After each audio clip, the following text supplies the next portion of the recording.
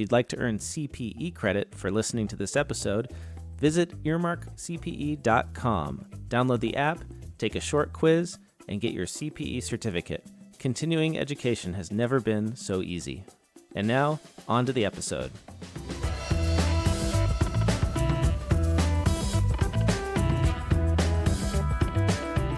Hello and welcome to Oh My Fraud, a true crime podcast where if someone wants you to send lawyers, guns, and money, the shit has hit the fan. I'm Caleb Newquist. And I'm Greg Kyte.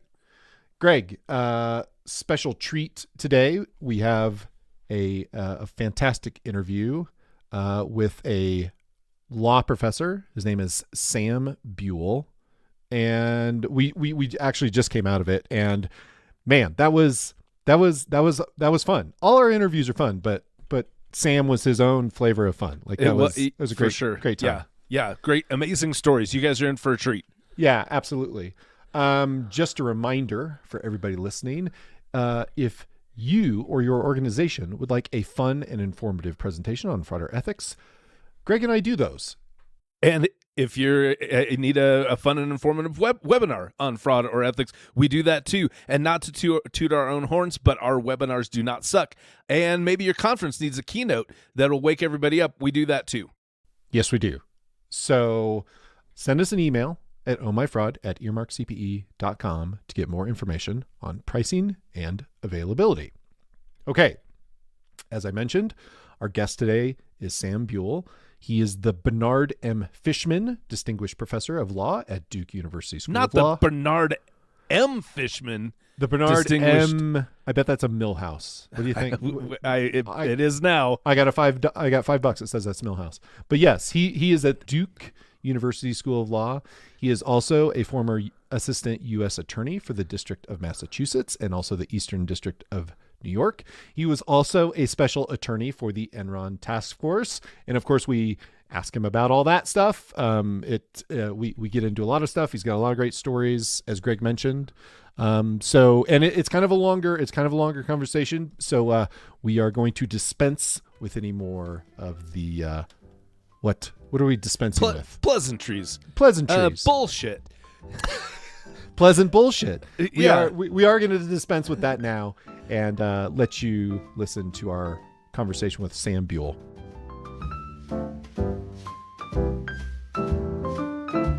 So Sam, so take us back to Providence. What were the early years like for you growing up there? Well, not actually in Providence, but okay. In a town called Middletown, which is on the island, as we say in Rhode Island. Quidnick Island is a kind of a horseshoe with an island in the middle. But that's where I grew up. And my parents were prep school teachers. So I actually grew up partly south of Boston in a town called Milton. And then in Middletown, Rhode Island. And both places have well-known boarding schools that my parents worked at. And my grandfather was the head of the one in Middletown. That's where my dad grew up. So a couple generations of the family there of secondary school teachers. And then I went to prep school myself, and then I went to Brown for college. So I did live in Providence for 4 years, actually 5, because I had a year off at one point. And then, so then I had to figure out what to do after college. And it was like a lot of young people these days, it was a thing, even maybe more so then, because politics were less professionalized, to go work for a political campaign. So I went off for a couple of years working for little or no money as a young volunteer on a couple of campaigns. And then I met a lot of people. I was interested in government and policy, and that sort of led me down that path. And then I met a lot of people in that realm who were lawyers who'd had interesting careers where they had done stuff in politics, but also in government, which is what I ultimately, wanted to do. I had considered going into the international relations in grad school and maybe the diplomacy angle and that kind of thing. Met all these attorneys who had these cool careers in Washington and New York doing different things, and some in Boston. So I decided to go to law school. And I ended up at NYU in New York. I'd never lived in New York. And I had a great time there. And my first summer of law school, you do 3 years and there's 2 summers. So you have summer jobs that are kind of recruiting or trying out things. My first summer, I went to work at the U.S. Attorney's Office in Brooklyn, which is called the Eastern District of New York. It encompasses Brooklyn, Queens, Staten Island, and Long Island, Suffolk and Nassau counties. And a really interesting place. And I'm sure, yeah. I loved the people there, and I loved the just endless variety of things that happened every day in that courthouse that were amazing and surprising. And I just kind of thought, well, I was interested in government, and this is government, and it looks like a really cool place to work. So yeah, I thought about doing that even when I was still in law school. And then I got a clerkship with a federal judge in that district. So it's very common to do a year working for a judge after law school called clerking. And I got a clerkship with Jack Weinstein, who was a very well-known trial judge in Brooklyn, who had been appointed by Lyndon Johnson.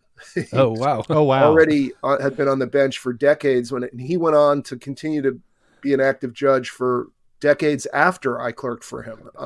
Wow. He just recently passed away a couple of years ago, but he worked into his 90s, well into his 90s. Nice. And he was known for being an innovative judge, particularly in the area of mass tort litigation. So he handled the Agent Orange stuff that had to do with Vietnam and asbestos, the Johns Manville bankruptcy, and a number of other cases like that were new in the legal system in the sort of mid to late 20th century. And he came up with a lot of the ideas for sort of how to handle those cases.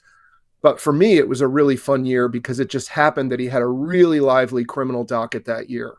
Mm-hmm. Okay. And my co-clerk there were two of us, was more interested in the civil stuff. So I got to kind of really drill in on the criminal law stuff, which is what I was interested in. There were some big mob trials that went on that year involving there was an internal war in the Colombo family where they were battling for control and murdering each other. So there were a bunch of RICO cases on both sides of that the U.S. Attorney's Office was doing. And I got to watch all those trials, and I got to see some of the, top defense practitioners in New York. You probably had to start all of your boss's cars for them, that kind of stuff.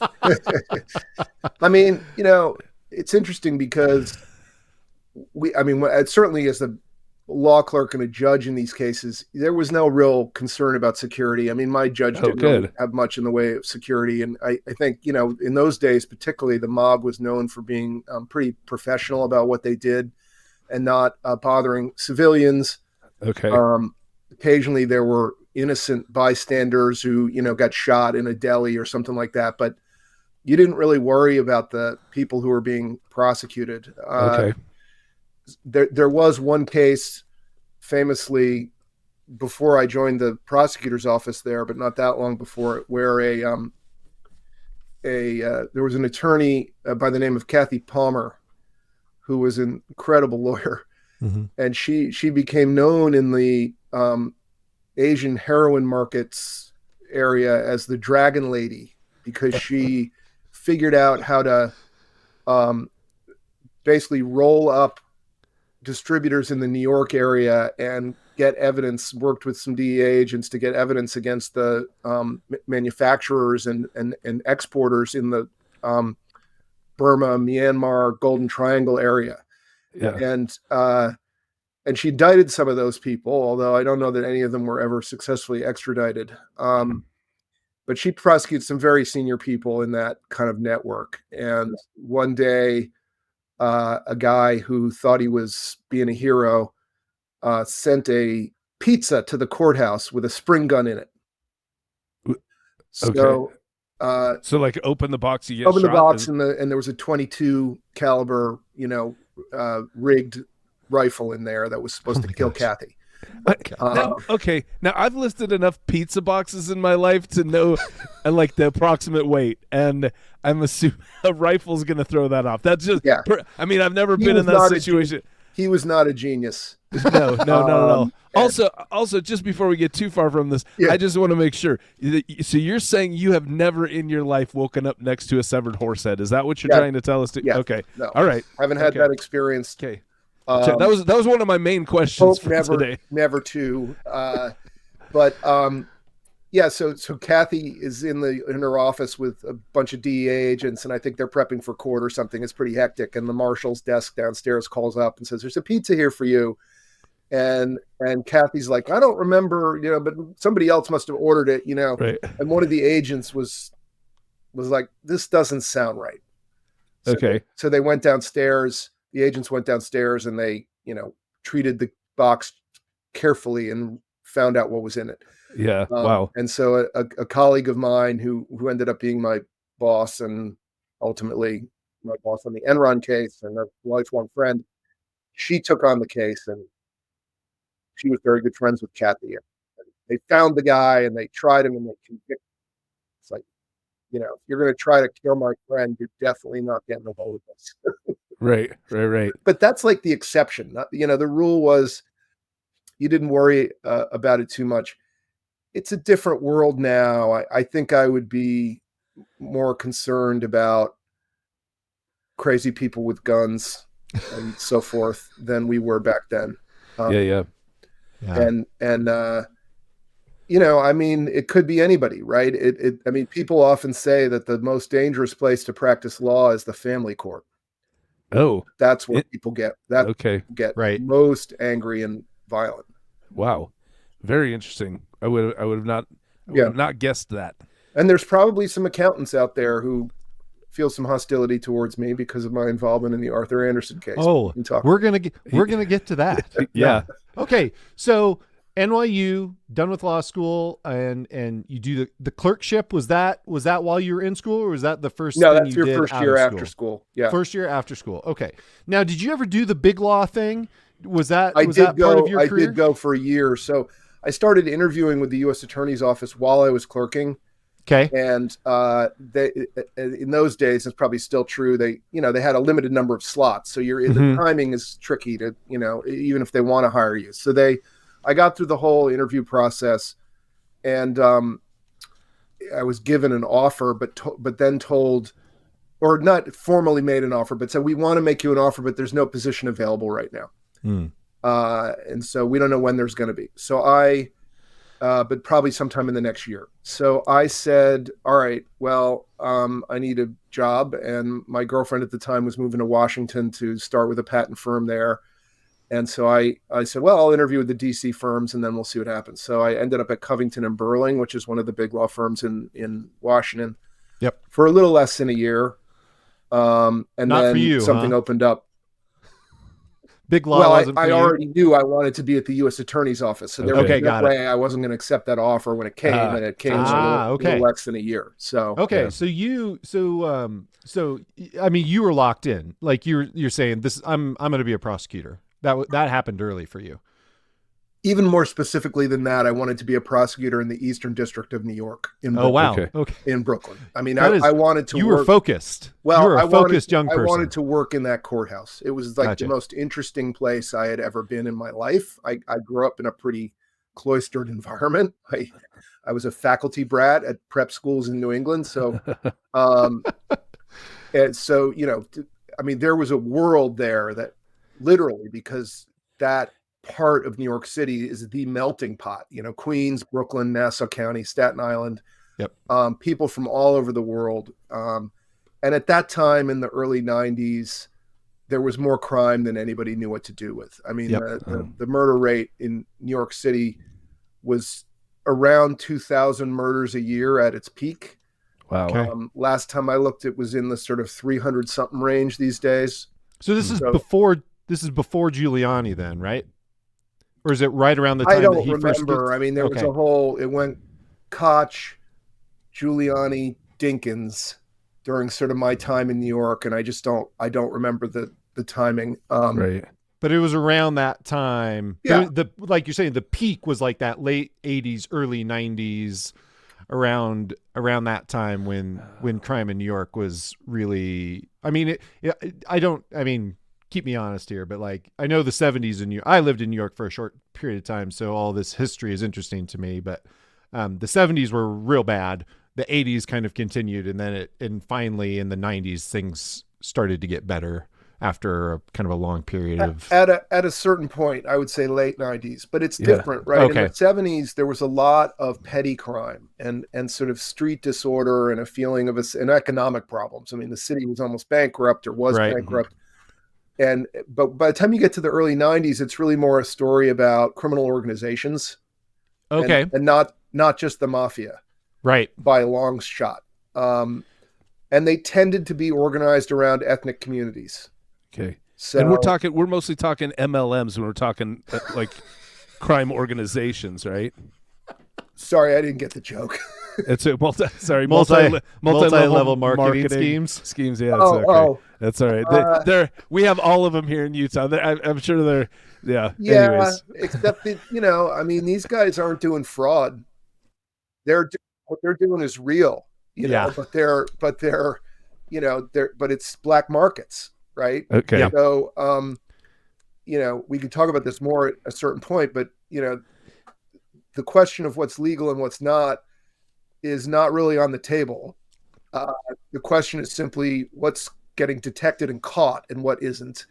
It's a pure cat and mouse game, right? I know I'm breaking the law. I have this criminal organization. I'm making a lot of money, and my job is to figure out how not to get caught. The first thing is try not to become under the microscope, as we used to say, of the feds, because once that happens, things have a way of going against you. But so a lot of criminal organizations, drugs, extortion. In those days, there were still massive illegal gambling businesses that were very profitable, theft of goods from interstate shipments, and gangs would specialize. I mean, you have organizations that were their whole thing was, we rip off other drug dealers. We don't really deal the drugs. We steal them from other drug dealers, and we steal their money and their guns, and then we sell them. And you don't; those crimes don't tend to get reported to the police. So right. Stuff like that, and also a lot of international. I mean, look, the human smuggling stuff had started already in the late '80s, early '90s. There were organizations in New York that were heavily involved in what we used to call at that time alien smuggling from mostly countries in Asia, principally certain regions of China and Southeast Asia. And this was a very profitable business. And there were there was a famous case a couple of years before I started involving this boat called the Golden Venture that had come across the ocean full of illegal immigrants who'd paid a smuggling fee to the gang.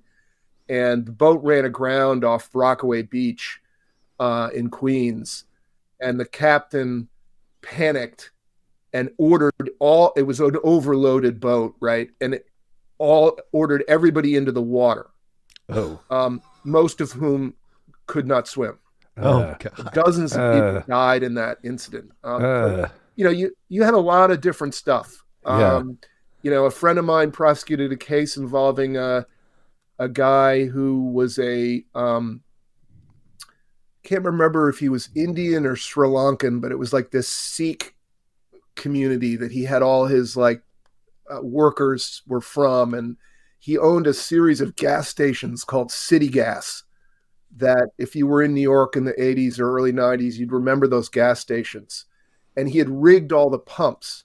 So his gig was he was skimming off gas station pumps to enhance his profits. But this became an extensive scheme that would have landed him in jail for a very long time. So then in order to protect the scheme, because people were starting to waver who knew about it, he started committing murders. So you have a guy who owns a bunch of gas stations who's killing people because he doesn't want them to be witnesses. That ended up being a big racketeering case. So, the variety of cases that came through it was just endless. Yeah. So that's where I wanted to be. Yeah. So let me ask you this. So then, so it sounds like, there's all this interesting stuff going on. You're at the beginning of your career. It sounds, it's very exciting. When did the Bulger case happen? Was that? Yeah. Before we get to the fraud stuff, when did the Bulger case happen? I mean, so my wife, who I had met I was a first-year lawyer at Covington and Burling in Washington. She was a paralegal about to start law school. That's where we met. And she knew, we fell in love. We were very quickly realizing that we wanted to stay together and ultimately get married. And she knew that I had this thing in New York. So I ended up getting the job. She did a year of law school at UVA and then transferred to NYU so we could be together for the rest of law school. But she did not want to practice law in New York as a first-year associate. Those big firms, are tough. Yep. And she was also from New England. So we talked about, at that point, a couple years later, we're married. She's finishing law school. She's deciding where to go. Let's go to Boston, and I'll try to get a job in the U.S. Attorney's Office in Boston so I can keep doing what I'm doing. And you can start your career in Boston, which she did. And that was during the initial tech boom of the late 90s. So she learned how to be a startup lawyer in that, context. It was great, although very hard work. So you can't just transfer U.S. attorneys' offices. They're each their own entity. So I had to apply, but I was able to get a job there, and it was in their organized crime unit. They did not hire me to work on the Bulger case, but there was some period of a couple of months delay or whatever. And then I showed up there for work, and they said, well, guess what? We have this case going on, and it's bogged down in court. They need another prosecutor to keep the grand jury work going, so we're going to put you on it. I remember hearing about Whitey Bulger. I mean, I grew up in Boston, but it wasn't like something that I'd really followed. And then for the next 3-4 years, I kind of went down the rabbit hole into that case, which itself went on for something like 20 years. I mean, Fred Weishak, who was the lead prosecutor on that case and is really kind of the hero of that story, he probably spent a total of 20 years between when he started in Boston and when he retired thinking about Whitey Bulger and dealing with Whitey Bulger. So it was, it's kind of like the Bleak House of criminal cases, it just when, the famous Dickens novel about the civil case that goes on forever. It just went on and on and on. And there were all these offshoots. But the part that I was involved in was pretty cool because they had already charged Bulger and his wingman, Stephen Flemmi. And Flemmi had been arrested, but Bulger, as everybody knows, had fled, and he was a fugitive and a FBI 10 most wanted for a really long time. Flemmi decided to roll the dice in the case that they initially brought against him and basically out himself as an FBI informant, which they both been. It later came out, right? Right. I mean, in order to out himself, he had to out Bulger as well. There had been rumors for years, but he officially in court said, I was working with the FBI, specifically this agent, John Connolly, who ended up being corrupt and convicted later. And I'm immune from prosecution because the FBI told me I could run around Boston committing crimes in order to give them information about the La Cosa Nostra, the Italian mob. Yeah. Which, by the way, Flemmi had once had an invitation to join and he declined. But he preferred to work with Bulger. So then you have this massive legal battle about this immunity claim, and a judge who just went crazy with it, wanted to use it as a lever to kind of unearth the history of everything that had happened in the FBI in Boston over the last 20 years. The hearings actually went on for almost a year. These are pre-trial hearings. Fred's theory, which was, of course, proved correct, was, look, we don't have these guys indicted for the murders yet. We know they did a ton of murders. If we can get them indicted for murder, the immunity claim will be gone because no one's going to be able to say, oh, the FBI told me I could kill people. Clearly they didn't, and it wouldn't have been legal for them to do so anyway. So we need more witnesses. So go in the grand jury, and we want to be continuing to chase this guy, Kevin Weeks, who was Bulger's kind of, surrogate son, basically. He was kind of his lieutenant, younger guy. And so we built a case against Weeks involving some extortions and some other things. And at the point at which we arrested him. So I did the grand jury work on that. We got him arrested. By the time we got him arrested, it was out that his, former bosses had been informants. So there was no love lost, and the stigma of flipping on these guys was gone. Sure. So if they've been snitches this whole time, yeah. then exactly. So he was just waiting to see when we were going to get to him, and he knew what he was going to do. So, within a couple weeks of his arrest, we were debriefing him, and he did know about some of the murders. And not only did he know about some of the murders, he literally knew where the bodies were buried. Oh. So Weeks took us to some locations where we recovered in 2 waves, I think a total of 5 bodies. Wait, so you're out there in galoshes and a shovel digging up corpses? The prosecutors don't wield the shovel. I assumed not, but because one of the principles is you don't want to make yourself a witness to anything. So to the extent that you're going to be calling people to testify about crime scene evidence and so on, it shouldn't be you, right? Gotcha. Right. But we were allowed to go watch.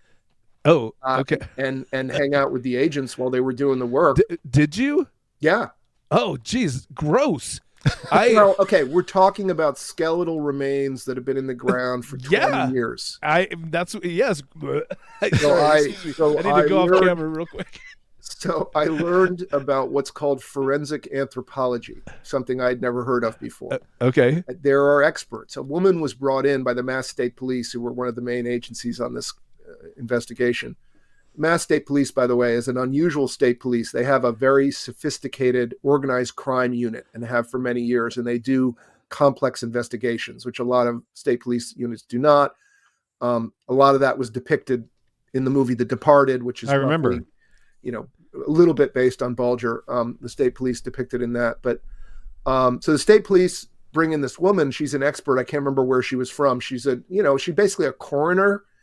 Okay. From another state, but a specialist coroner who knows how to do recovery and examination of very old remains. And this is obviously a skill that's needed in many contexts around the world, not always criminal.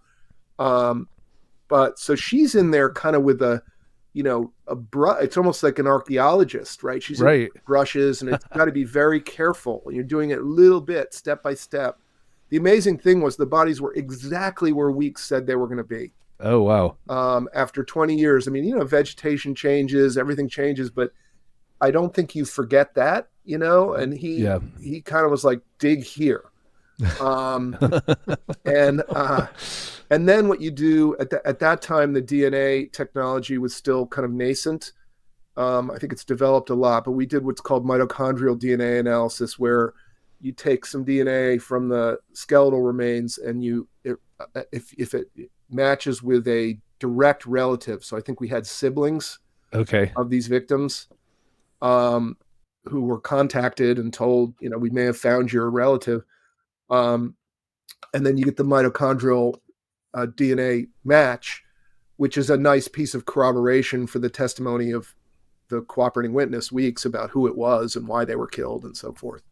Yeah. So in your opinion, was the portrayal of Whitey Bulger by Johnny Depp in the movie Black Mass pretty accurate? Not bad, I thought. Really? Okay. Yeah. But, you have to understand, my perception of Bulger was based entirely on interviewing witnesses who had dealt with him. Never met the guy. Okay. Yeah. He was ultimately captured long after I left the government. Okay. I was sitting right here, actually, in this chair, I think, in this job, when I found out that he had been apprehended in Los Angeles. Okay. And then his behavior was very strange with law enforcement and the lawyers and the courts and stuff, as an old man being prosecuted. So it was a little bit hard to tell what he was really like, in the 80s when he was ruling the roost. But but yeah, I thought it wasn't bad. What? Okay, but you said, because you worked with Fred Weishak, right? Yeah. Was the portray because my only preparation for this interview was watching about 2/3 of Black Mass last night. So What was so the actor Corey Stoll played Fred Wyshak. Was that? It must be weird seeing an actor portray really, a friend. No, doesn't look anything like him. Doesn't not. I don't think he was trying to be the actual Fred. Right. And that's Yeah, probably the magic of Hollywood, right? But that's probably what they tell them, right? Is like, Yeah. so you're going to create this character and he's Sure. this generic kind of hard charging, no compromise prosecutor. And that's what the audience wants to see. They don't care whether it's the actual guy, right? Yeah. Or it's, yeah. It's like the actual guy. So, I think you should have been portrayed by Hugh Jackman in that movie. That's my. He wasn't in it. I think they should have cast him. That would have been. There wasn't really a lot in that film about the period that I worked on the case. Right, most of it was about when the crimes were committed, which was way earlier, and then ultimately, about the early prosecution. I think it ends, before we get to because ultimately what we did was we returned a extensive RICO case, new indictment with 20 murders going back to the late 1960s. And real quick, you said RICO case a couple times. I'm not smart enough to know what that means. What does RICO mean? RICO stands for the Racketeering Influenced and Corrupt Organizations Act. Okay. Which was enacted by Congress in around 1970. Okay. As part of a sequence of legislation that happened in that era that was designed to give the federal government the tools that it needed to actually take down the mafia. So the very specific outgrowth of, let's say, the Bobby Kennedy era at the DOJ, when he kind of came in and said, why haven't we taken on the mafia under LBJ? You got the Wiretap Act, which didn't used to exist. You got RICO, and you got some other laws that were very potent tools. And if you want, we can talk about how RICO works. It was the way it was written. It's not limited to organized crime. It was written for that, but in a much more general way, and it's been used in a lot of contexts now, including fraud cases. Well, so let's turn toward that now. So you're in Boston, you're working on this big high profile case, and like you say, you with your experience in the Eastern District of New York, you're seeing all kinds of stuff. Like how does the Enron opportunity come along? Like, was that something just the way that things happen in life? I mean, okay. I was literally, so tell us about that. Yeah.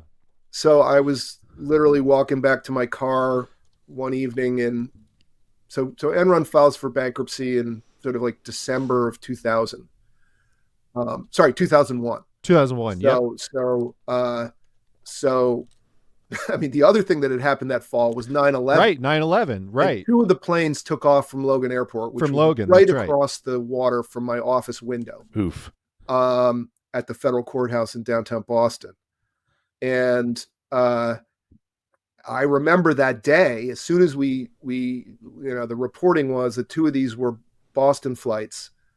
We were in the hallway, a few of us, and I was with one of the supervisors in the office, and I said about, we were sort of talking, and we're like, well, we need to investigate this because this started in New England. And by the way, downtown Manhattan is a mess. So the U.S. Attorney's Office for the Southern District of New York is not really going to be doing anything today. So a couple of us ended up over at the FBI office in Boston. And then I don't think I left for 48 hours. I mean, we were doing subpoenas and search warrants, trying to figure out where these guys had spent the night. And at the time, there was every reason to believe, especially the way prosecutors think, there must be co-conspirators. There's people at large in New England who are involved in this. We need to find where they are. And, so that was all very, I ended up having an involvement. Now, ultimately, that didn't continue because the case, as we expected, was not going to be given to the Boston U.S. Attorney's Office, right? Yeah. I mean, it was basically taken over by Maine Justice at a certain point, focused into the Eastern District of Virginia, where the Pentagon is, and the Southern District of New York. And then ultimately we got Guantanamo, and it became a war. So it wasn't even a case at a certain point. But we thought it was a criminal case when it first started. So there was that, and then Enron declares bankruptcy in December, and I was vaguely aware of the case. I mean, it was on the front page of the Wall Street Journal, obviously, and in some ways it was kind of the 9/11 of the corporate world. Like people just, it was so shocking, right? I mean, the seventh largest company in the Fortune 100 evaporates overnight. This had never happened, at least not since the Depression, and people were like, what is this? Plus there were whispers or speculation that there might be Washington connections, that this could have some kind of corruption angle because, immediately the press was reporting, these guys were the biggest contributors to the Bush campaign, both when he ran for governor of Texas and then when he ran for president, and connected also to a lot of other people in Washington. Like John Ashcroft was the attorney general at the time. He recused himself from the case because he had taken a lot of Enron money when he was running for Senate in Missouri. So there was some political angle there that was interesting. And so I was sort of aware of that. And then I'm walking to my car, coming home from work in the parking lot one night, and I get a call from Leslie Caldwell, who had been my supervisor in New York when I was doing gang cases and learning how to be a prosecutor. And she had moved on from New York at a certain point to get a change of pace, went out to San Francisco. And Bob Mueller was the U.S. attorney in San Francisco at the time, hired Leslie to run the white collar unit out there. And she had done a number of prosecutions in Silicon Valley and had really impressed Mueller. DOJ had decided, Michael Chertoff, who was the assistant attorney general at the time, persuaded the Justice Department that the Enron case should not be done in Houston by the Houston U.S. Attorney's Office, that it needed a task force, Main Justice Task Force. So Leslie had been recommended for the job of running that by Bob Mueller. So DOJ hired Leslie. She immediately needed to put together a team and started calling some of the people she'd worked with that she liked. So I got a call out of nowhere from Leslie Caldwell, and she goes, I just got the Enron case. Do you want to come work with me? Just like that. And just like that. And if you want to work on this case, there's a meeting at the SEC on Monday in Washington. Be there. And this is the Friday before or something. Yeah, it was like the week before. Yeah. Okay. And there was some politics involved, obviously, but there wasn't much the Boston office could really say. I mean, Main Justice had this case, and it was a massive priority. It also looked good for them, I guess, to some extent, that one of their prosecutors was being asked to join this. And so I didn't get a lot of resistance. I think my colleagues on the Bulger case were disappointed, to lose the help. But at that point, I'd contributed a bunch to the case. It had kind of pivoted, and it was going to be a really long time. And it was a really long time before that case went to trial. So the idea that I could stick around Boston and see the end of the Bulger case just didn't seem realistic to me. I mean, I was already thinking about the fact that if I wanted to teach, I needed to get out of DOJ pretty soon. So, yeah, and you're like, hey, guys, I left a huge pile of bones on my desk. Just sift through those. I'm going to go deal with this thing that has much less decaying flesh involved in it. Yeah. I mean, and also Fleming was screwed. I mean, he was going to plead. And at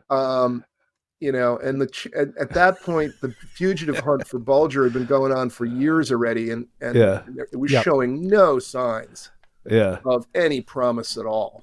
Right. So you're like, I'm bored with this. Let's get on to something interesting. Was that at all? No, I wouldn't say bored. I would say, it just was a grind. Okay. And, yeah. I get that. And the politics in the case were tough. I mean, there was a lot of interagency fighting in that case because of the problem of the FBI having been involved in some corruption, and there were separate teams working on different parts of the case. I mean, the Boston office was recused from the prosecution of the FBI agents. Because there had been relationships over time, so they brought in an outside prosecutor to do that. And then I think it was also just feeling like, well, I mean, I remember talking to my wife, and we'd just had our first child, and so things weren't easy at home in terms of the workload, and we were both working as lawyers. And I said, "This is crazy," and I can't do this. We'd recently bought our first home, and she goes, "No, you got to do it.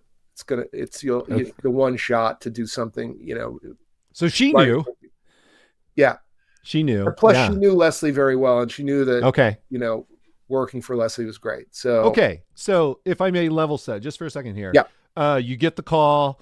Your wife is on board. You have a young child, a new house, and you're like, all right, pack it all up. We're going. Did you go back to New York or did you go to DC? Where was your next stop as part of the task force? DOJ cases that are run out of Main Justice often involve a lot of travel, and they're sort of used to the idea that they file cases all around the country and their lawyers have to travel. So I just traveled.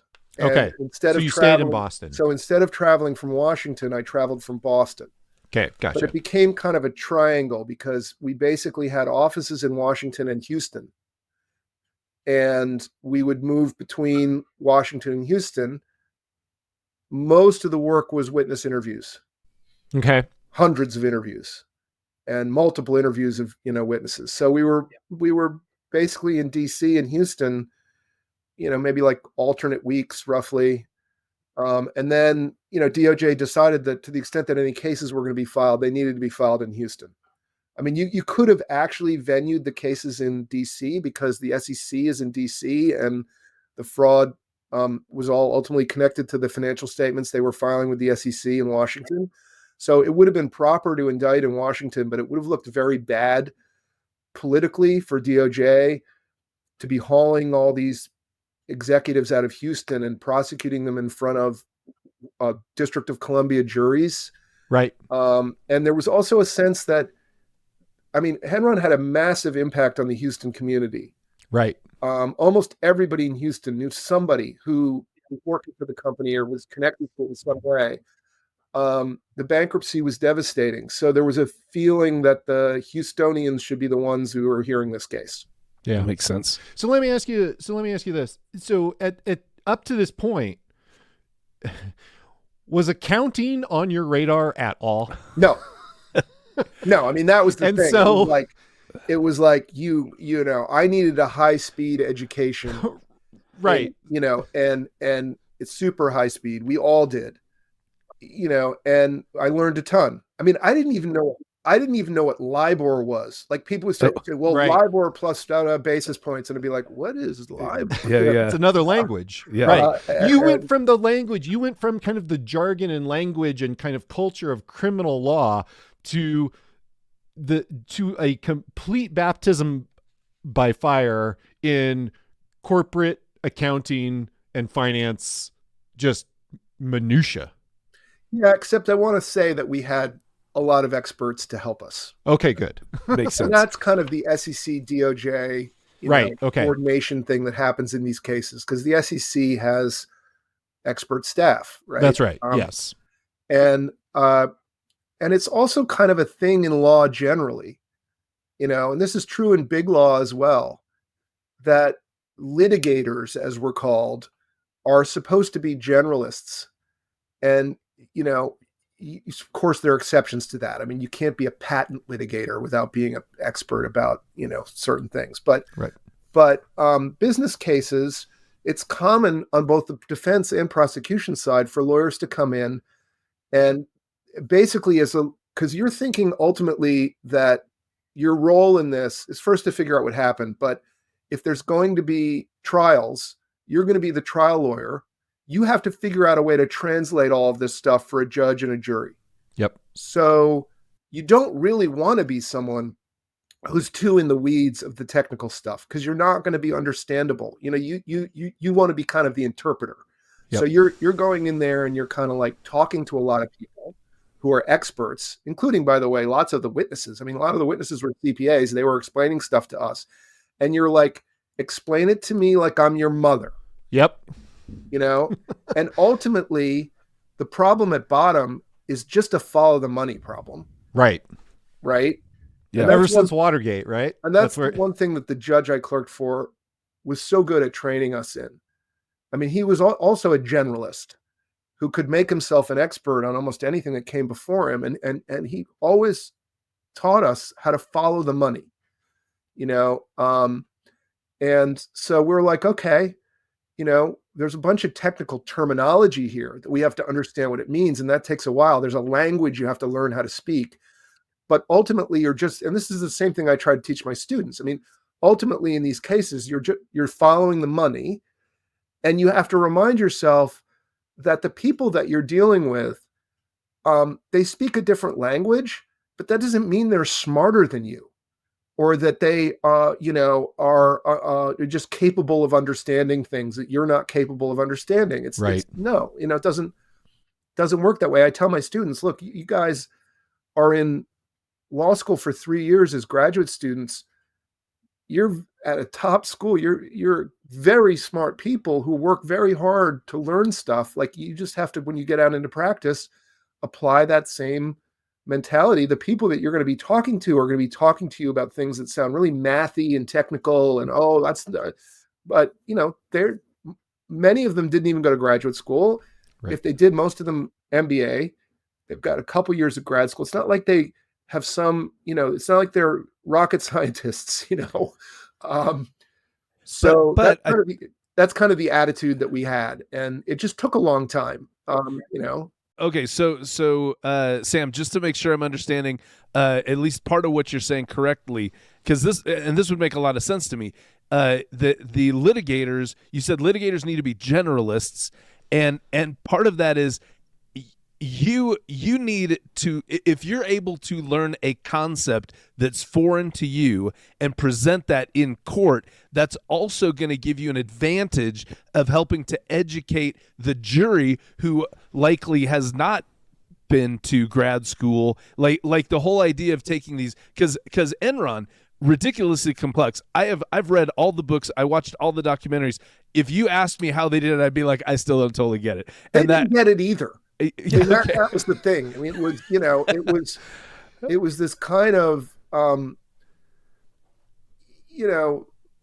House of Cards analogy has been used, but I think, it was more like what, I don't know if you know the term a Rube Goldberg device. Yeah. But, it's kind of this thing that was just sort of cantilevered off of itself constantly. And they were running in so many different directions that it was very hard for. And one of the things that people need to understand about the Enron case, it's a common misperception and one that would be natural to have. People think that the criminal case was kind of like, these guys got indicted for, destroying this company. No, the criminal case was a collection of pieces of the business and incidents over time where they stepped over the lines and they told lies and they misled people. That doesn't mean that the whole company was a fraud.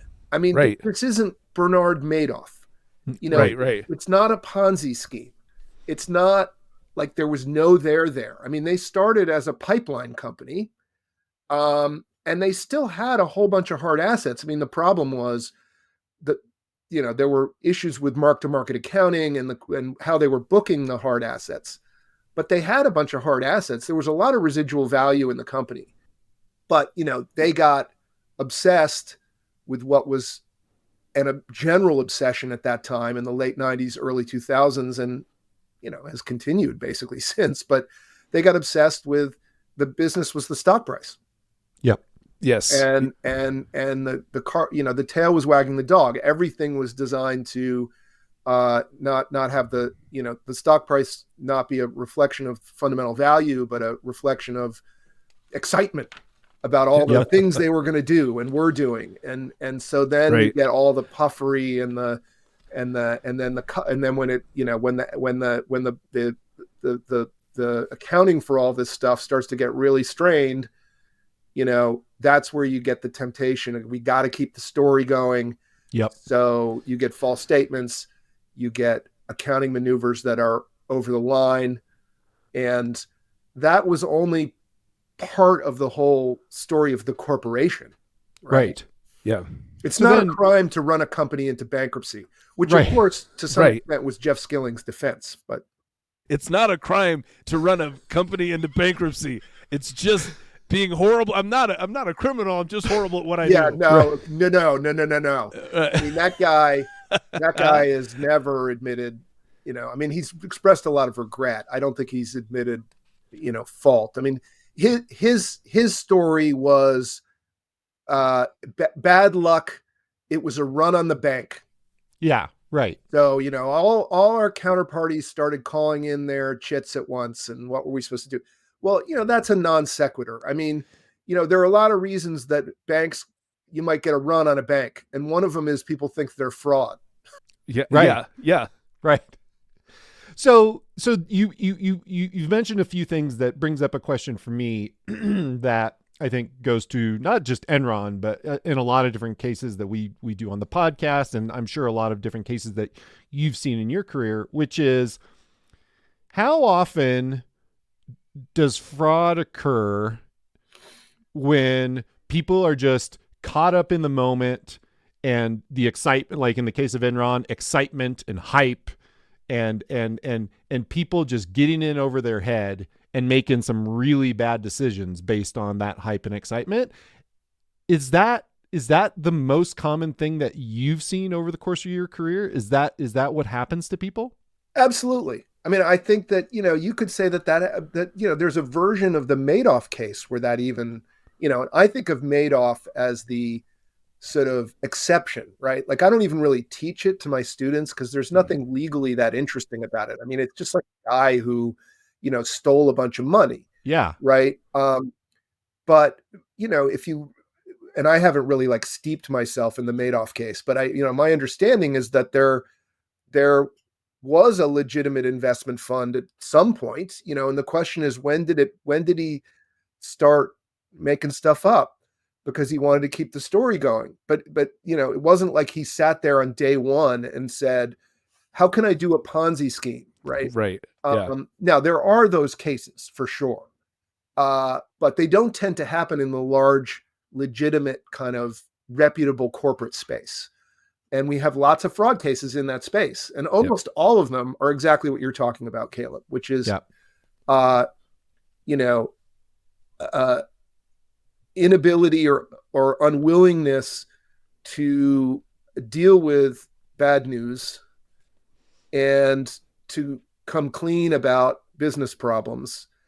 And then there's this creep effect, right? I mean, once you tell the first lie, once you mess with the first number, it's like, you read about what happened in WorldCom. I mean, ultimately that case was, a $1 billion book cooking, right? Where they basically took $1 billion of what should have been treated as an expense and they capitalized it. Right. But before they got to that point, there were all these little tricks that they were doing, kind of accounting trash. And, any one of which might have been sort of an arguable thing or maybe a civil SEC enforcement, but not a people should go to prison. But by the time they did that for a little while, and Ebers was sitting there going, we just can't have a bad quarter. Right. Because I've got to keep the stock price going up. And by the way, his whole personal financial portfolio was leveraged off of his options. So he was going to be personally in a lot of, and the same thing was true of Ken Lay at Enron. Because the financial advisors, I don't know if they still do this, but they were all telling these guys at that time, this was when stock option compensation first, really took off in massive quantities. And they were telling guys, you need to diversify. Well, but I can't sell all because you have all your shares in this one company. You need to diversify. Well, but I can't start dumping my shares or people are going to think I don't believe in the company. Okay, borrow off them. Oh. So the banks will take them as collateral. As collateral. Yep. So get bank loans and then, by the way, don't just put the bank loans back into the market. You need to diversify beyond the market. So Ebers and Lay were being told to buy things like yachts and horses and cars and real estate and all this stuff. Not very liquid stuff, right? So now the stock price starts coming down because there are initial problems. There's margin calls coming from the personal bankers, and they can't be satisfied with selling other assets because you've put all your money or a lot of your money into illiquid things. So that becomes a very strong personal motive to try to keep that stock price up. Absolutely. Plus, these companies are being lauded as, great success stories, and no CEO wants to say, actually, we're not succeeding. So there's that incremental effect. And then you have the organizational psychology part, right? Which is the groupthink. So, you have these motives, and then you're around a bunch of people who are kind of reinforcing what you're thinking or saying, or suggesting that it might be okay when it's not, or they're afraid to say it's not okay because they don't want to lose their status within the organization. I mean, here's a fact about Enron that, uh, many people do not think about. So Sharon Watkins, who was the in-house person in the CFO shop, who had been an Anderson accountant and was a CPA, Yep. who wrote the famous email to Ken Lay saying, "We may implode in a wave of accounting scandals." And she later ended up on the cover of Time magazine as a person of the year. Yeah. Yep. And has been described as kind of the poster child for whistleblowing. Sharon Watkins was not a whistleblower. She was trying to tell, she was acting, out of good motives, but she didn't go get a lawyer and go to the SEC Right. or DOJ or she basically told the chairman of the company that the CFO, Andrew Fastow, was risking the demise of the company. And, it would be fair to say that she hoped that he would be fired. That's not actually being a whistleblower, really. Sure. Yeah. It's maybe standing up to your boss, which is still courageous. But yeah, I hear what you're saying. It's not technically whistleblowing because you're still trying to resolve it in-house, I guess. Yeah, and there's power struggles going on, and yeah, the group psychology part of these things is really powerful too. Yeah, for sure.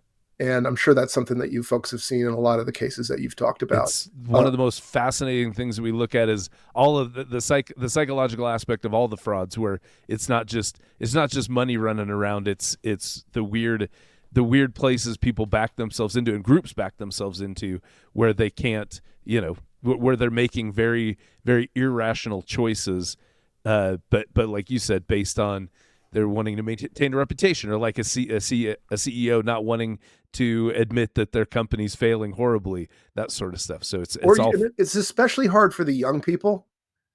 If you're just a little bit out of school and you don't really have a lot of experience in the corporate space, you got nothing to compare anything to in terms of what you're seeing. So how are you supposed to know when it's like, whoa, wait a minute. Now, there are exceptional humans who just have a gut instinct and intuition or an unusual maturity who can see something and say, this ain't right. Tyler Schultz in the Theranos case, it might be an example of that. I don't feel okay with this, but that's very unusual, right? Because how, you're a young person, you're like, well, these older people must know what they're doing.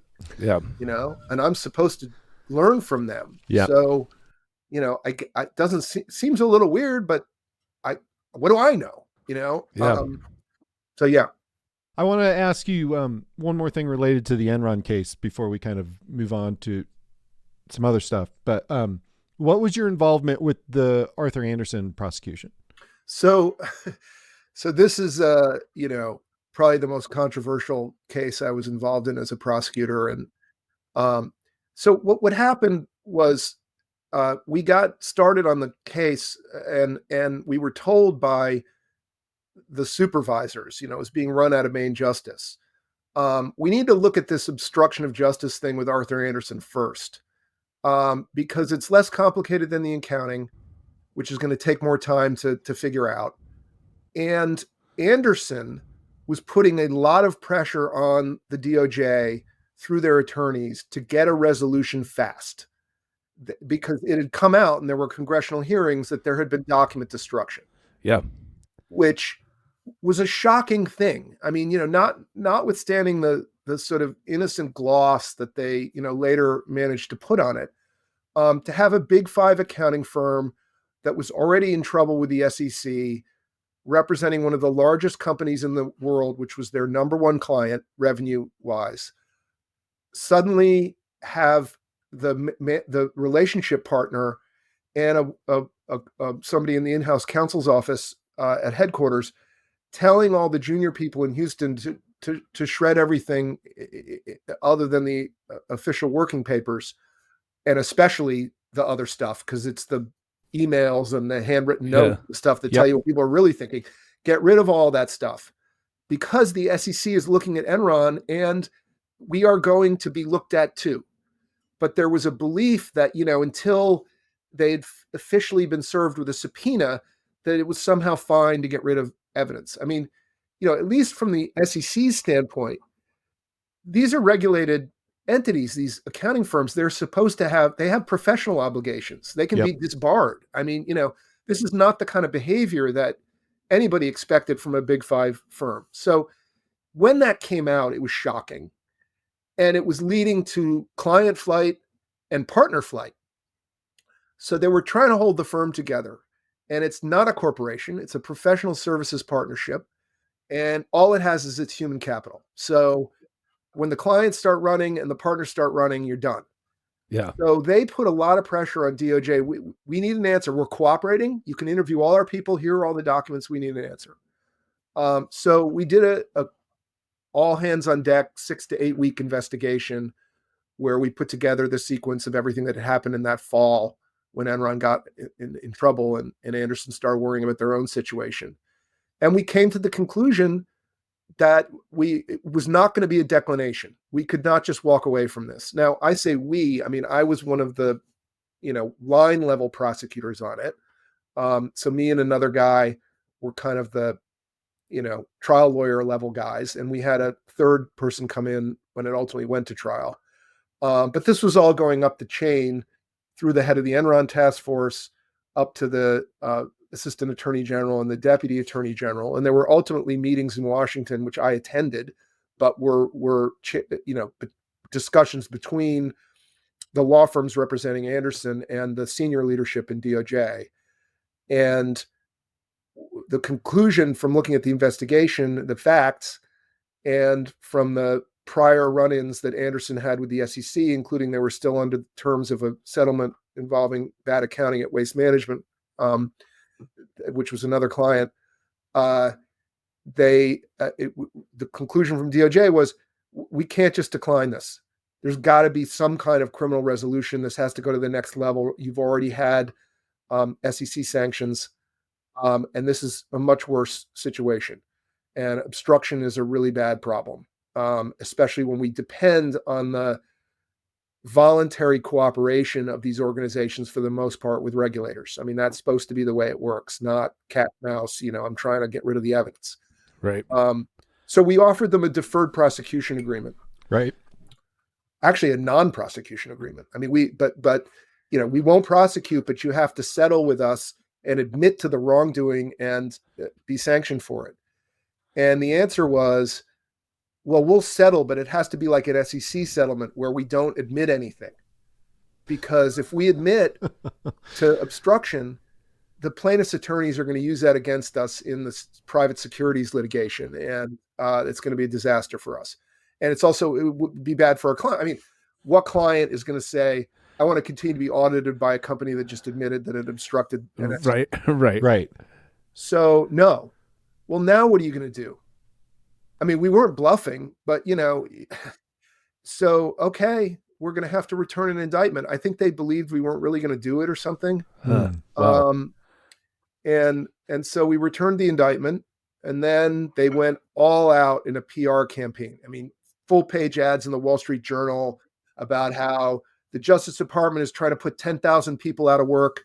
Blah, blah, blah. They hired John Wooden to say that we were, doing bad things and all this stuff.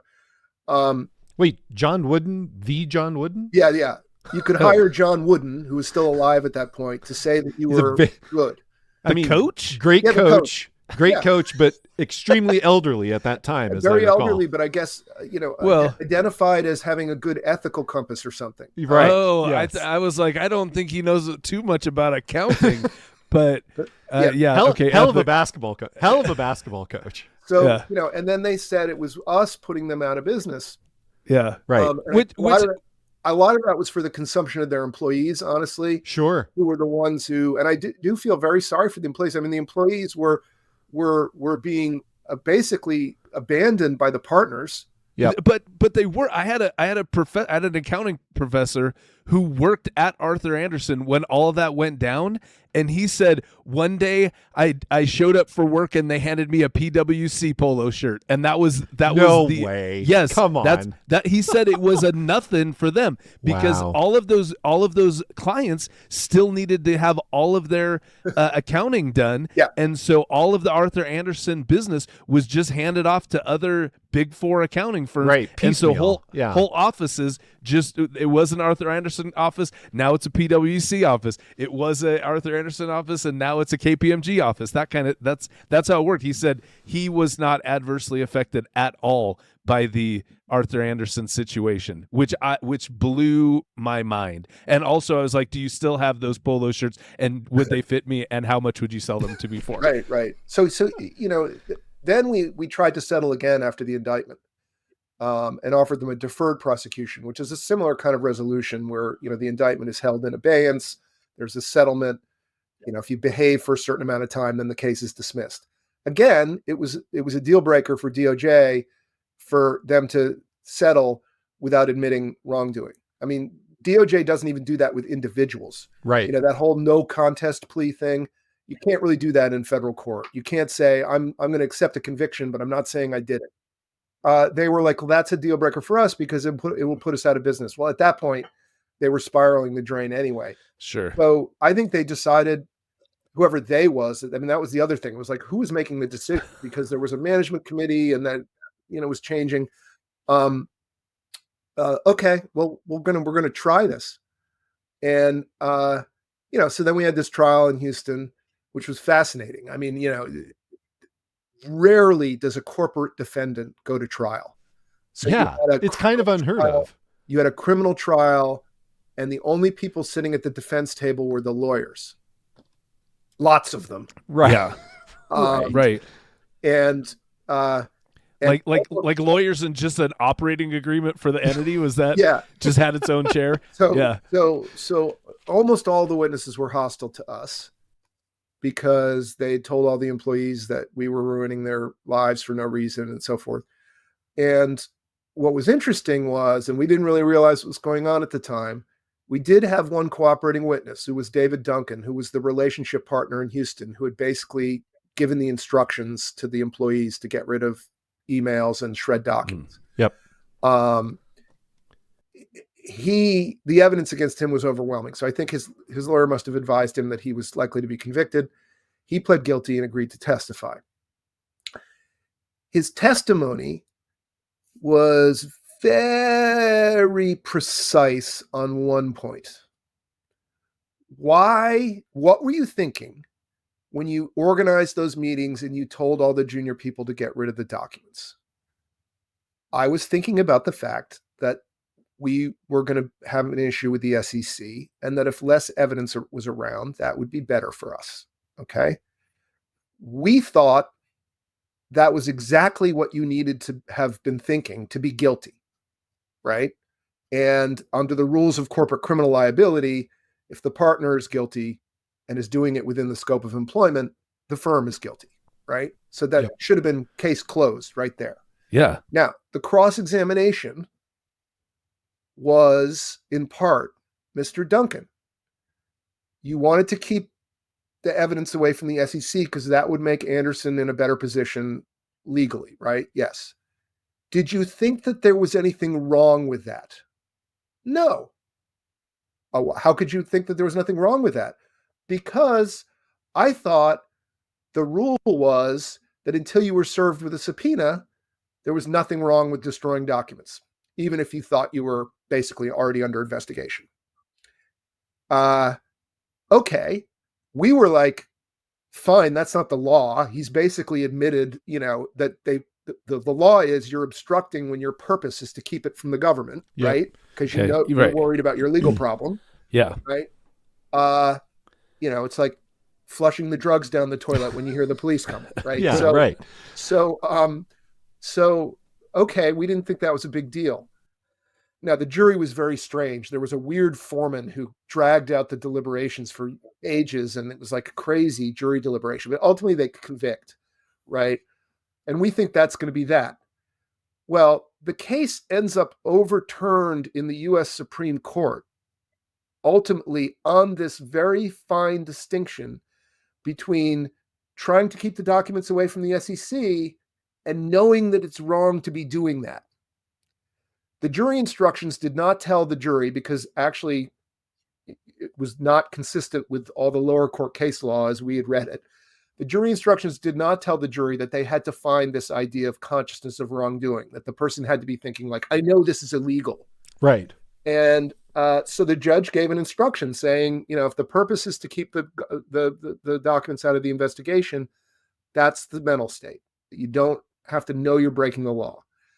And that's what the Supreme Court ended up reversing on. They reversed and said, no, in order to be guilty of obstruction in that context, you have to be thinking that you know what you're doing is legally wrongful. Wow. And the weird thing about it was Congress, in part in reaction to Enron, so by the time this case was decided by the Supreme Court, the whole Sarbanes-Oxley legislation had gone through. Right. And it included new obstruction statutes that clarified these issues and made them much easier for federal prosecutors. So there would have been no reason for a prosecutor in the future to ever use that statute again that the Supreme Court was interpreting in the Anderson decision. And Anderson was already out of business at that time. So it was always a little bit puzzling to us, like, why did the Supreme Court take this case? Right. It takes a tiny fraction of the cases that it's asked to take. Why did it take this case? And I still don't really know. I mean, I do think that there was a big wave of white-collar prosecutions at that point going on all across the country. I mean, now you had Ebers, you had Adelphia, you had the stuff that Elliot Spitzer was doing. You had the Health South.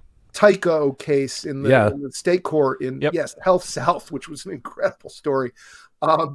And all these cases. And I think that the court might have think, well, we need to put a shot across the bow of DOJ about, there's not going to be unlimited, just because people are angry about fraud doesn't mean we're going to let you get away with whatever cases you want to bring. And maybe this was just a way of putting a shot across the bow.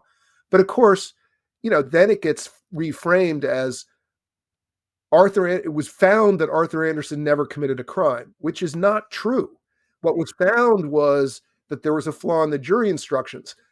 The question is, and then the government decided to dismiss at that point. They could have retried the case. Right. Wow. And with an instruction telling the jury that they have to find consciousness of wrongdoing.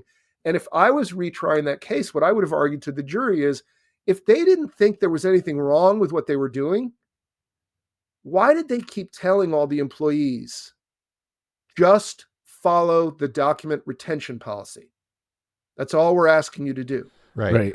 If you thought it was fine, why wouldn't you have just said, look, we're probably going to get a subpoena soon, so shred as much as you can until the subpoena gets here.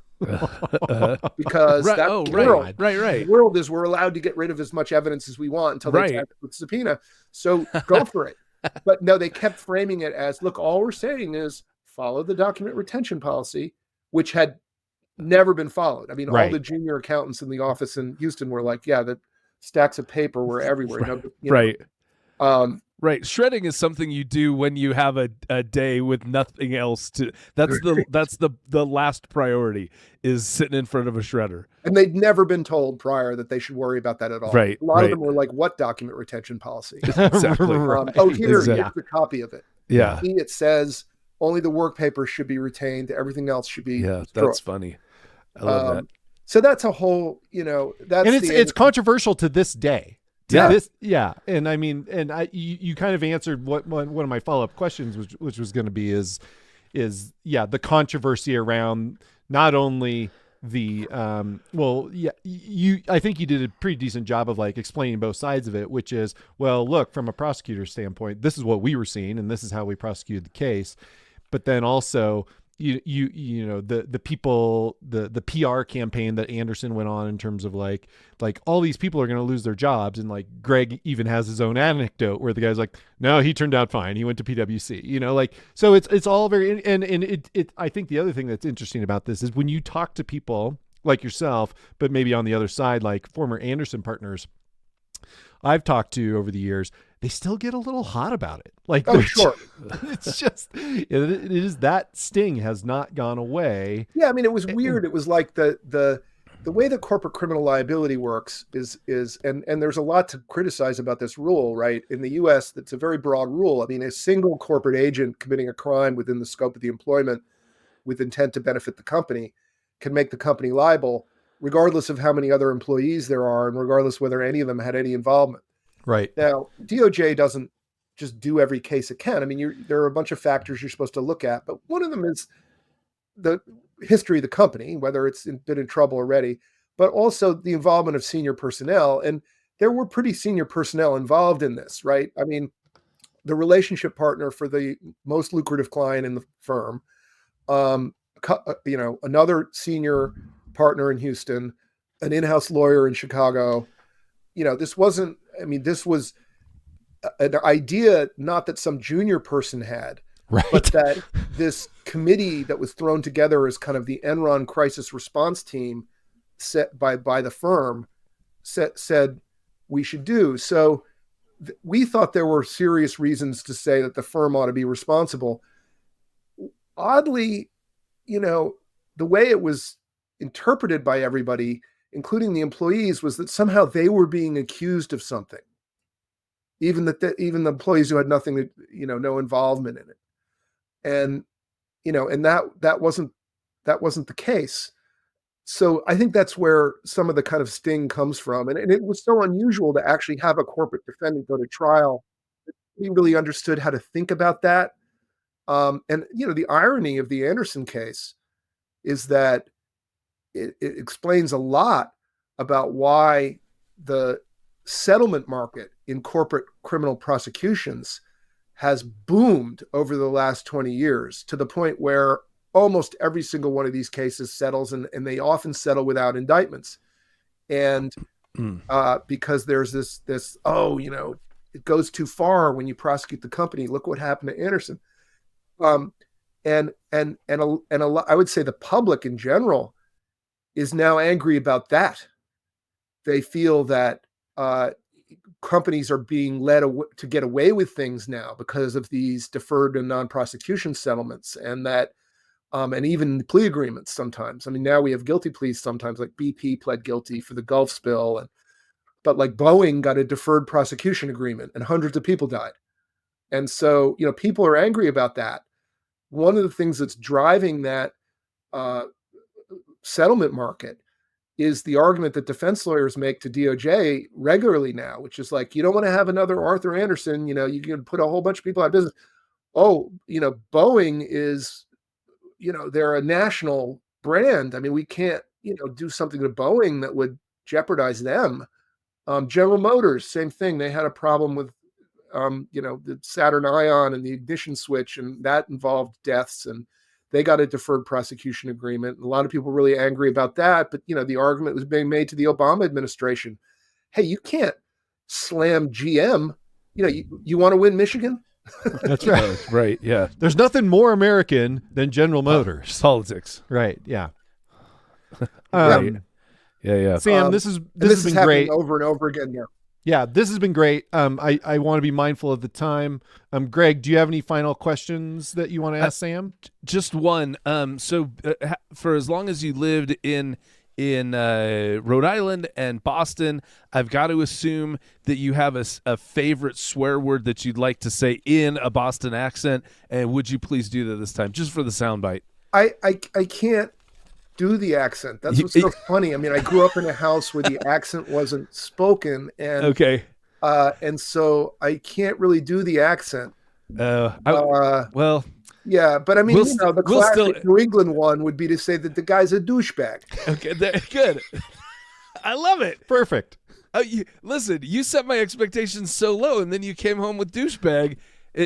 Perfect form. So we will air this episode. Can I just say one other thing, which is, this tends to happen when I talk to people, especially in the media space, but I've been a professor for 20 years. Right. I was only a prosecutor for 10, and I Yeah. only worked on Enron for like 2 of those. But, Yes. whatever you get, it's dry and it's somewhat arcane stuff. But my academic work for 20 years has been about corporate criminal liability, which is Right. what we were just talking about, and the dilemmas around that.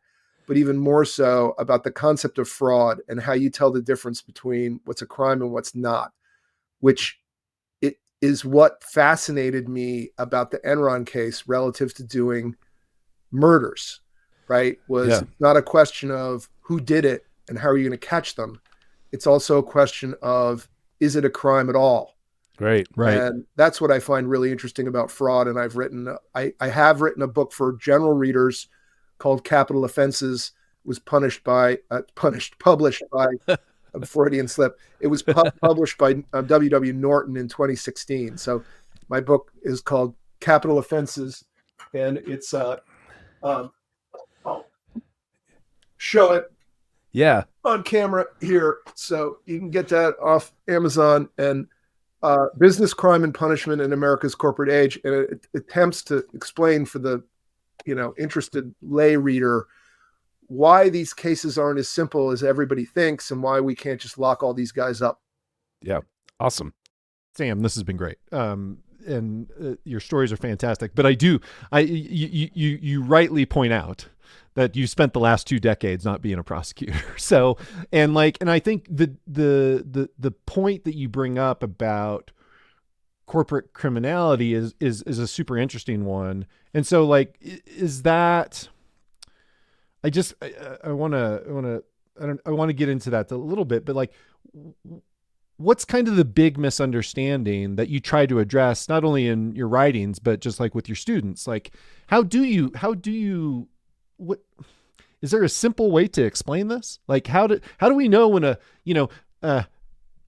Mitt Romney famously said corporations are people. Right. It's well, they can't be. And the famous retort is well, they're people when Texas executes one. Right. So that's, that's something that people point out. So what's in, and I know it's complex, but what's a simple way to help people understand why certain cases are pursued or certain frauds are clear and sometimes when prosecutions don't happen? I think, like you say, that's what upsets a lot of people, when there's kind of a perception that there's wrongdoing, and then that there's no accountability on the justice side. So I think there's 2 levels to that. I mean, one is the organizational level and the other is the individual level, right? So the organizational level, the dilemma is that you can't put a corporation in prison. So you can only punish it with basically financial sanctions, which the civil system also can do, right? So the question is, when you and you can't put people in prison because a corporation is guilty of a crime. It doesn't work the other way around, right? So you have to find people individually criminally responsible for very good reasons, right? I mean, that's a basic constitutional due process concept, right? You can't be put in prison without being tried yourself for a crime. So when companies are or aren't being punished, it's not a punishment of individuals or a non-punishment of individuals. And then the issue with when companies are punished about the company is, if all we're doing is imposing financial sanctions, what's the point of the criminal process at all? Now, I've argued that there is a point, and that it's a very somewhat intangible idea, but it's a kind of expressive effect that the criminal system has when it says that a company has committed a crime, and that there are procedures and processes in the criminal system for doing that impose a very high burden on the government and involve very serious underlying violations. And so there's a value in going through that process and saying, reputationally at least, this is a company that did something very wrong and it hurt people. And I understand why people want more of that process. And I think there should be. I wish there were more cases that went to trial. I regret if it's the case that they don't, in part because Arthur Andersen did go to trial, right? So there's that level of sort of separating the organization from the individual, both legally and kind of as an idea. Then at the individual level, the question is, what's the line between crime and no crime? And sometimes it's very simple, right? I mean, there's no issue in the Bernard Madoff case. The guy's basically an elaborate thief, right?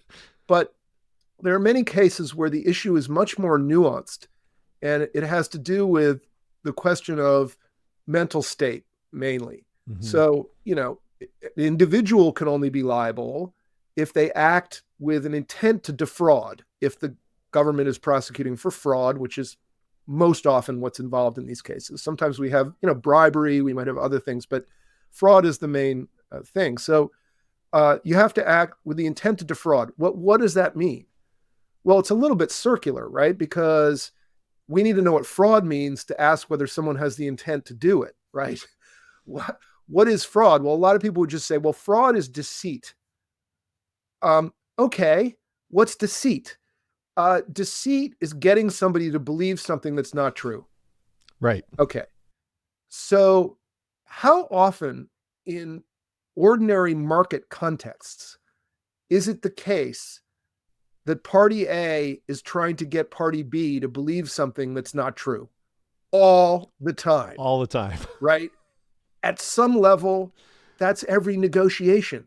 Right. That's it's virtually every sales conversation that's going on. Pitch, every advertisement, right? Yeah. So really what we mean, I think, and I've argued this in my work and try to explain it to the students this way, is when we say someone has the intent to defraud, what we really mean is that they have the intent to engage in a kind of deceit that is wrongful in the context. Yeah. And they know it. And that depends on the market, right? Like, what you can say in the doctor's office if you're the doctor versus what you can say on the trading floor if you're a derivatives trader are, two completely different worlds. And it has to do with the question of what are the norms in that particular market? Specifically, what does the let's say the consumer or the counterparty expect, right? So you think about the difference between like poker and golf, right? So in poker, it's part of the game that everyone around the table is trying to deceive each other. Right. Right. And, you don't have to talk in poker. So maybe it's not the best example, but you can lie. Yep. In the sport of golf, you're supposed to apply the rules very strictly to yourself. And if a player is found violating a rule and not self-reporting, there's a shame and it's like, and you'd be doubly sanctioned for that. Right. Right. So, and we can go down the line with all these examples. You can do it with games, you can do it with sports, and then you can do it with particular markets. So, one series of cases I teach is a series of cases that happened right after the financial crisis where guys were selling distressed mortgage-backed securities. Right. Trying to recover salvage value after the market crashed. And nobody could figure out price at that point, right? So the price was a function of basically these face-to-face negotiations. And this guy was lying to counterparties about like what he had paid for the product to try to kind of jawbone them into giving him a better price. Well, I'm not going to make it, I'm not going to make enough on this deal unless you go to this price because this is what I paid for it and so on. And those were lies. Yep. In recorded calls. The government prosecuted him, and that prosecution ended up being reversed on the grounds that he'd been not allowed a fair chance by the trial judge to get before the jury that basically everybody in the industry was doing this and everybody knew everyone was doing it. So it wasn't really the kind of wrongful deception that should count as fraud. And that problem comes up all the time in fraud prosecutions. And so that question of where you draw the line and how people know where it is very interesting to me. And it requires, I mean, it sort of goes back to what we were talking about with having to sort of educate myself about Enron's accounting. Mm-hmm. It's like every one of these cases requires a certain amount of digging and learning and educating about the particular industry, and that's what the trials end up being about, right? I mean, this was Elizabeth Holmes's argument in the Theranos case. Yep. Oh, in this market, it's fake it till you make it, and everybody knows that, so there was no fraud here. We recently, a lot of people acknowledge kind of the 20th anniversary of Sarbanes-Oxley. What are the things that Sarbanes-Oxley kind of, what is the good that it did, and what is turned out? What are some of the unintended consequences as a result of that? So kind of the good and the bad of Sarbanes-Oxley, more than 20 years since its passage. I mean, that's too big of a question, obviously, to answer in a brief, but just a couple. One example of each would be great. So, it didn't do a whole lot, contrary to what a lot of people think on the criminal front. I mean, it cleaned up the obstruction statutes a little bit, but this whole thing of adding the fact that you could go to jail for certifying a false financial report, you still have to be proven to know that it's false. And that was already securities fraud to knowingly file a false financial statement. So I don't, there's a little bit of kind of scare the CFO and scare the CEO there that I think has probably changed the culture a little bit around supervision internally, but it doesn't really give the prosecutors a new tool, that they didn't already have, even though it's pitched that way. I do think, the stepped up regulation of the accounting profession was probably the bigger thing, right? The PCAOB. But, every time you create a new entity, you also, regulatory entity, you end up potentially with problems from that. And the PCAOB has certainly had some serious problems. Yep. The consolidation in the industry is not something anybody would necessarily want. And, it's unfortunate that was part of the effects of, the prosecutions, and there was nothing Sarbanes-Oxley could really do about that. I mean, one thing about Sarbanes-Oxley, if you want to say a failure, and I don't know if it's right to call it that, is just, it didn't really get into the issues that ultimately led to the financial crisis, which you can kind of trace from the Enron period a little bit, which really go more to the regulation of what kind of products are allowed to be sold and who's allowed to sell them. Right. Whereas Sarbanes-Oxley was more of just kind of like, let's amp up the rules around disclosure and accounting that already existed. It never took up the question of, what kind of products are being traded by whom here, and what is the danger of that? This sort of shadow banking problem. Yep. And you could see that Enron was a kind of little bit of like a canary in the coal mine with regard to what happened during the financial crisis, because Enron, even though it was an energy company, was basically trying to run itself like an investment bank. And it was trading a lot of products that were not regulated by the banking system in ways that ended up being much riskier than people realized. And you could say that the whole mortgage-backed securities saga and the financial crisis were kind of a larger version of all of that. And there wasn't anything in the legislation after Enron that helped anybody protect against the risks that were associated with that, the systemic risk problems. Now, whether Dodd-Frank did that either is, I'm not saying one way or the other, but at least that was the conversation around Dodd-Frank, was what needed to be done about that. And that conversation did not occur in the wake of Enron. Ironically, it may have been in part because the story that got told was, bad actors, right? And they got prosecuted, and now that's going to deter more bad actors. Well, it didn't. Right. Well, and so I guess kind of my final question is, this is probably too broad of a question to end on, but like what's a big thing that you see as just continuing to be, or what's a problem that has yet to be addressed in kind of corporate, kind of the corporate world, and kind of the just fraud and criminality that we continue to see, whether it's FTX or Theranos. Like, what is there something that's broadly applicable that we need to address? Ineffective regulation. Yeah. And I don't mean more regulation. I just mean Right. ineffective regulation, and really more. It isn't so much on the rule writing side of things. It's on the enforcement side. I mean, every single one of these cases almost is you can see right directly the story. We're taking advantage of ineffective regulators. And that was true of Enron too, by the way. I mean, they were the ones who, the famous story about how they popped the champagne bottles when they got the SEC to approve mark-to-market accounting for a bunch of assets that really weren't, good candidates for that kind of treatment. Or at least it gave them so much control over their own books. And, but the FAA in the Boeing case. Yep. I mean, the guy actually wrote an email saying that after meeting with the regulators that it was like sitting with dogs who were watching TV, because they just accepted whatever the company was saying. And that airplane should have required way more pilot training, and they didn't want to do that because it was too expensive. And they got that past the FAA. The Volkswagen case. I mean, this sort of pathetic system for emissions testing that they figured out the easiest possible way to hack.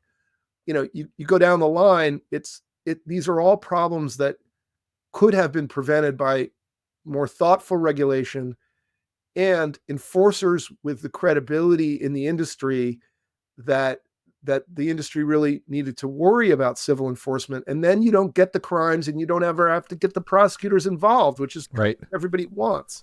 Right. But we have an administration coming in that is in general said that it is hoping to massively strip back on regulation. And there may be, lots of areas where we need to have less regulation, but I certainly hope, although I'm not optimistic, that it doesn't involve stripping the regulators of the personnel and the resources that they need to be credible within the industries that they're regulating.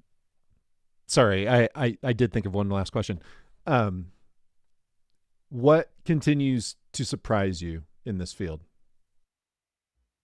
Well, I guess that, the ingenuity of fraud. The scandals never stop. Yeah. Right. And that's good for me. It's kind of like a full employment act for somebody who, studies and teaches this stuff. Right. But maybe it gets back to your point about psychology. Humans are human. I mean, it's just, it never ceases to amaze. FTX is a great example. I mean, look at those people who testified at his trial. Yeah. And their stories about almost being unable to explain how they got down this tunnel that they were sucked into, and not people that anybody would have said, oh, that person's going to end up in a massive fraud. Right. So the kind of allure of this, it does come down to basic psychology dynamics that don't ever seem to change. And so we, and every time one of these things blows up, there's all this talk about lessons learned, right? Right. But the lessons don't actually seem to get learned.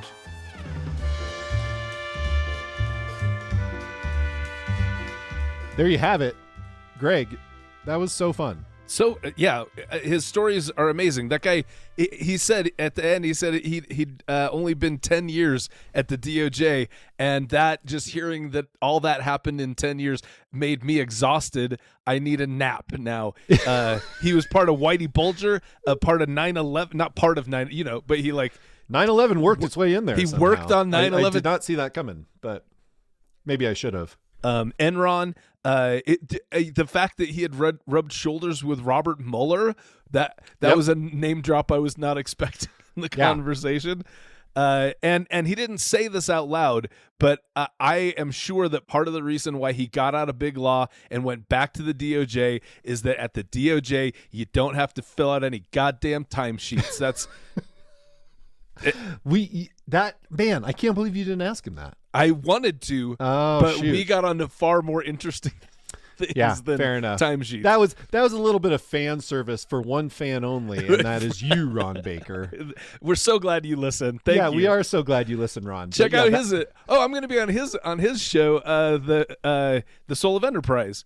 Oh, you are? Yeah, I'm his annual Christmas guest. Oh, Have been okay. for, this is maybe my third or fourth year. So yeah, Greg, what I mean, geez, we talked about so much. Is there anything?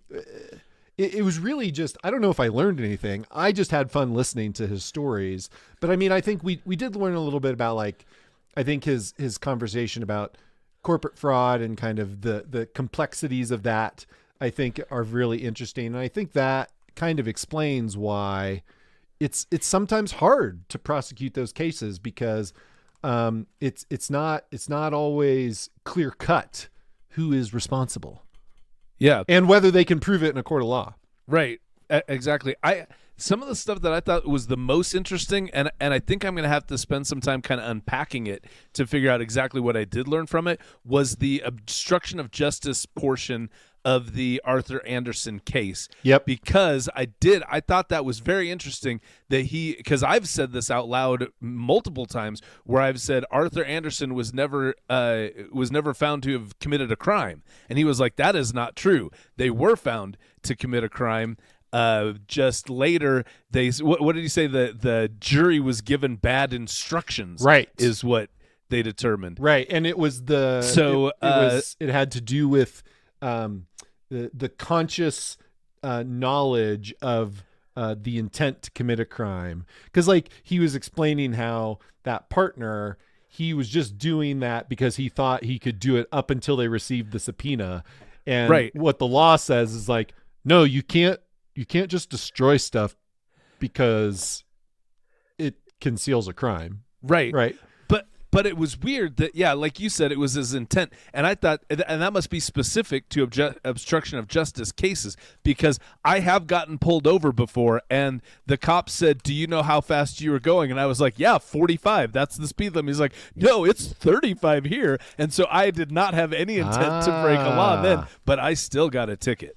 So, yes, of course. So, yeah, because I remember that early on being told that ignorance is not innocence. It's not a legit defense. Right, but apparently with Arthur Anderson, it was somehow in a weird, convoluted way. Well, and if I understood him right, it had to do with the instructions that they gave to the jury, right? Yeah, so that right. doesn't, if I, and I think he went into this a little bit. He's like, look, by the time this all happened, and by the time the Supreme Court overturned the decision, the conviction of Anderson was already out of business. Right. Sarbanes-Oxley was already the law of the land.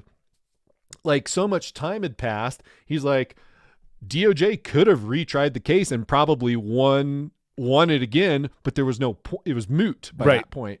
And so that's right. It's like hitting a dead body with a shovel. Why? What's the point, Whitey Bulger? Okay, that's it for this episode. Remember, never dig up dead bodies yourself. Just watch other people dig them up. And also remember, no matter how good looking you think you are, Hollywood will find someone better looking to play you in the fraud movie. If you want to drop us a line, send us an email at ohmyfraud@earmarkcpe.com. Caleb, where can people find you out there on the internet? They can find me on LinkedIn, /Caleb Newquist. Greg, I assume you've left the internet. For I've kind of have. I keep telling people, just be patient. I'll find your direct message on LinkedIn. And it has probably been a couple of months since I've been on any social media, other than I like to watch, to get on Instagram to see my wife's stories, because she often will say very sweet things about me. Oh, that's so nice. It's like, is there something on Instagram about me? Then I'll go on there. That's basically that's where you're at. Motivation. Yeah. Excellent. Well, My Fraud is written by Greg Kyte and myself. Our producer is Zach Frank. Rate, review, and subscribe to the show wherever you listen to podcasts. If you listen on Earmark, you can earn free CPE. It's a new year, so might as well get started. Start now. Yeah. Join us next time for more avarice, swindlers, and scams from stories that will make you say, oh my, why didn't I start my CPE earlier?